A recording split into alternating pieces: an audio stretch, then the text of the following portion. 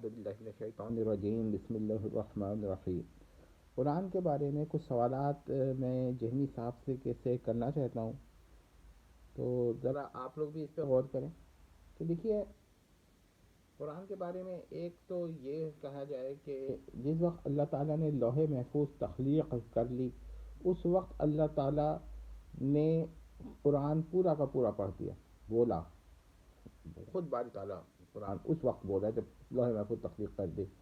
اب حضرت جبریل جو ہیں وقتاً فوقتاً رسول اللہ پر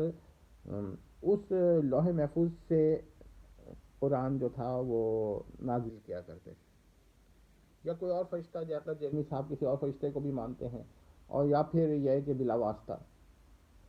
دوسرا یہ ہے کہ باری تعالیٰ نے پورا قرآن لکھ تو دیا تھا لوح محفوظ پر، لیکن بولا نہیں تھا اس وقت۔ پھر باری تعالیٰ وقتاً فوقتاً بولتا رہا، اور حضرت جبریل اللہ سے سن کر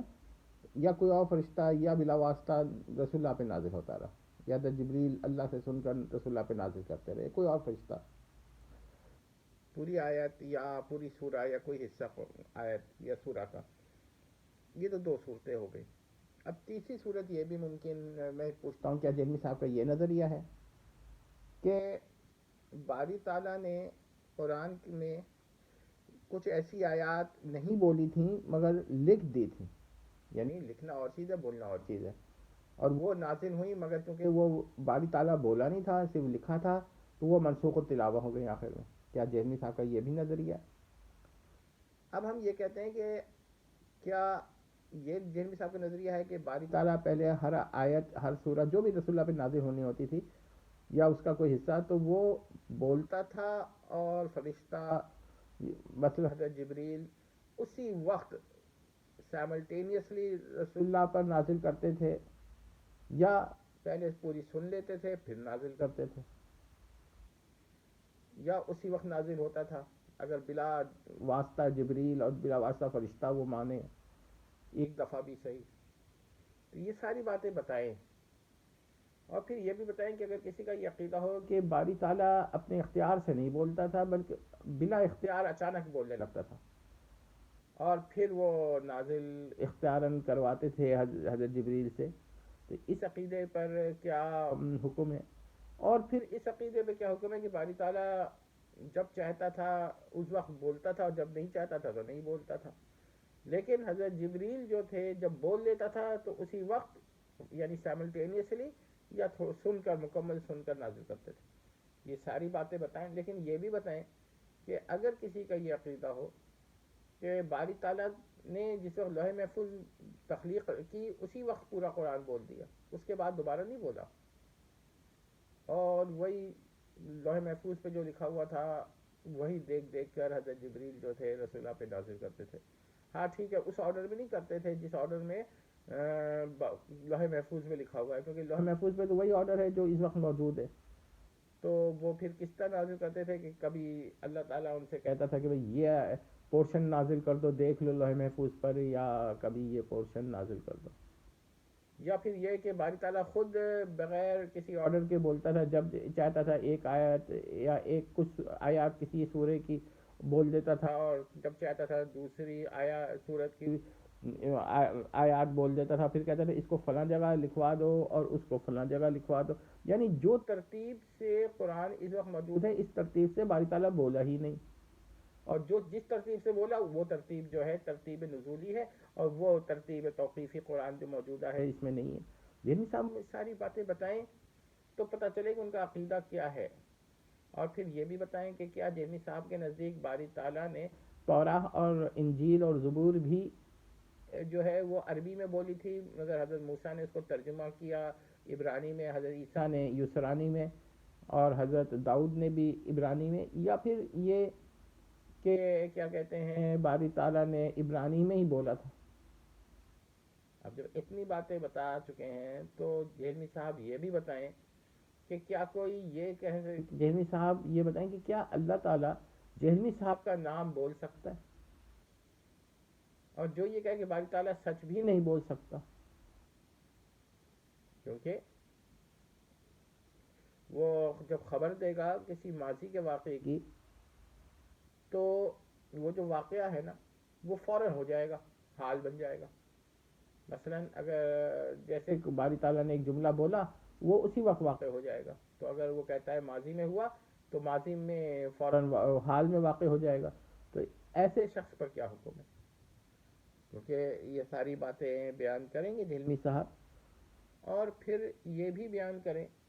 کہ اگر کسی کا یہ عقیدہ ہو کہ باری تعالیٰ اب تک تو قرآن نہیں بول رہا ہے لیکن آئندہ بولے گا،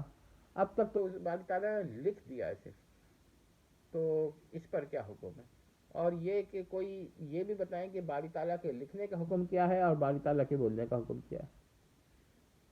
یہ بھی بیان کریں کہ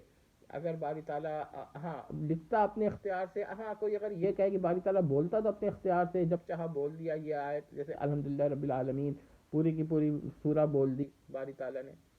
مگر جیسے بولتا رہا، اچھا بلا اختیار وہ لکھتا چلا گیا لوح محفوظ پر، یعنی اختیار سے نہیں لکھا، یا یہ کہ بلا اختیار بولتا رہا اور لوح محفوظ پر اختیار سے لکھا. ان سب بولنے کے اوپر حکم بیان کریں، تاکہ ہم جاننا چاہتے ہیں کہ دلمی صاحب کا اصل عقیدہ کیا ہے. اور پھر یہ آخری ہمارا سوال ہے کہ آخر قرآن جو ہے وہ فنا تو نہیں ہوگا نا؟ اللہ تعالیٰ نے بولا ہے تو وہ فنا تو نہیں ہوگا. تو لافانیت تو ایک صفت ہو گئی اس کی، اور جب لافانیت اس کی صفت ہو گئی تو کم از کم وہ منی گاڈ تو کہہ دے قرآن کو. اور اگر وہ کہتے ہیں کہ قرآن منی گاڈ نہیں ہے تو کیا گاڈ ہی ہے، خدا ہی ہے قرآن اگر ہے؟ تو پھر یہ بھی بتا دے کہ یوحنا کی جو عبارت ہے نا کہ اور کلمہ خدا تھا یا کلام خدا تھا، کیونکہ لوگوس کا ترجمہ یا لجوس کا ترجمہ کبھی کلمہ کیا جاتا ہے کبھی کلام، ہاں ہمارے حساب سے کلمہ بہتر ترجمہ ہے. بہرحال کلمہ خدا تھا یا کلام خدا تھا، جو بھی ترجمہ کرے، تو اگر وہ کہتے ہیں کہ کلمہ خدا تھا اور جہلمی صاحب اس کو مسترد کرتے ہیں، یقیناً کرنا چاہیے ان کو بھی، یہ بات ٹھیک ہے. تو پھر میں یہ پوچھتا ہوں کہ اگر کوئی کہ قرآن جو ہے یہ اللہ ہی ہے یا خدا ہے تو اس پر کیا حکم ہوگا؟ اور اگر وہ یہ کہیں کہ قرآن خدا نہیں ہے تو اس پر کیا حکم ہوگا؟ ٹھیک ہے. ایسے میں بتا دوں جہلمی صاحب اگر یہ جواب دیں گے نا کہ قرآن جو ہے وہ بھی غیر مخلوق ہے اور اللہ بھی غیر مخلوق ہے، تو دو غیر مخلوق ہو گئے. ذرا ہمیں بھی بتائیں کہ اس غیر مخلوقات کی تعداد جو ہے وہ تو کافی زیادہ ہو گئی. اور اسی پر معتزلہ جو تھے قرآن کو کیا کہتے ہیں مخلوق، اور کہتے تھے کہ تاکہ مخلوق ایک غیر مخلوق ایک ہی رہے. تو ذرا یہ بھی ہمیں بتائیں کہ جیلمی صاحب جو ہیں وہ یہاں پر کیا کہتے ہیں، اور یہ بھی بتائیں کہ باری تعالیٰ کا بولنا جو ہے یہ تو کیا اختیار سے اگر ہے کہ جب چاہتا تھا بولتا تھا، بلا اختیار نہیں اچانک بولنے لگا اس میں کوئی اختیار نہیں، تو پھر جو بولنے کی صفت ہے، کیا وہ جو آیت باری تعالیٰ جس وقت بولا ہے اس سے پہلے بھی بول سکتا تھا، قادر ہے، یا یہ نوٹوریس ہے اسی طرح جیسے فرعون کا جنت میں جانا؟ یہ بھی تو بیان کریں. یا پھر یہ بھی بیان کریں کہ جو بولنے کی قدرت ہے یا بولنے کا اختیار ہے یہ اس سے پہلے تھا ہی نہیں، جیسے فرعون کا جنت میں جانا یعنی کہ یہ اختیار تو ہے نہیں. اسی طرح جس وقت باری تعالیٰ نے بولا ہے اس سے پہلے، جیسے الحمدللہ رب العالمین جس وقت باری تعالیٰ نے کہا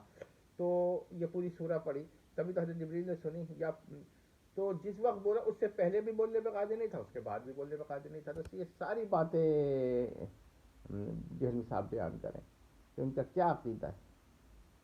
ویسے ہمارا ذاتی خیال ہے کہ وہ یہ کہیں گے کہ جو منسوخ التلاوہ آیا ہے، تلاوت آیات ہیں، وہ باری تعالیٰ نے لکھ تو دی تھیں لوح محفوظ میں لیکن ان کو بولا نہیں تھا، اس لیے منسوخ ہو گئیں. غور کر لیں. اور پھر ہمیں ہمارے سوالات ذرا یہ ہیپیزائڈ ہو گئے، ان کو ذرا آرگنائز کر کے جو صاحب جہلمی صاحب سے پوچھیں گے نا وہ بہت اچھا کام کریں گے. نہیں ہوگا تو پھر ہم ایک دفعہ اور ان کو بالکل آرگنائز کر کے بیان کریں گے، لیکن کسی وجہ سے اس وقت میں اس کو آرگنائز نہیں کر پا رہا ہوں، کر دوں گا انشاءاللہ. تو اس وقت لیکن یاد رکھیے گا کہ جہلمی صاحب جتنے بڑے اس دین کے لیے خطرہ ہیں اتنا بڑا خطرہ کوئی بھی نہیں گزرا ہے. میں نے جہلمی صاحب کو بڑے غور سے دیکھا ہے اور میں ہر بار اسی نتیجے پر پہنچا ہوں کہ جہلمی صاحب جو ہیں وہ منی گاڈس کے قائل ہیں اور قرآن کو منی گاڈ نہیں کہہ پاتے. ذرا غور کر لیجیے. نہ گاڈ کہہ پاتے، نہ منی گاڈ، یعنی نہ منی خدا کہہ پاتے قرآن کو اور نہ خدا. لیکن اہل جنت کو وہ منی گاڈ کہہ جاتے ہیں، یعنی کہ قرآن تو منی گاڈ نہ بن سکا اور نہ گاڈ بن سکا، جبکہ وہ غیر مخلوق ہے، اور مخلوقات منی گاڈ بن گئی، یعنی قرآن سے افضل ہو گئے الیاذ باللہ تعالیٰ. یعنی یہ بھی سوال پوچھ لیجئے کہ اللہ نے قرآن بولا مگر وہ کمتر درجے کا رہ گیا، اور مخلوق جو ہے وہ برتر ہو گئی الیاذ باللہ تعالیٰ، اور منی گاڈ بن جائے گی. چلے حال میں نہیں، مستقبل میں ہی صحیح. والسلام تمت.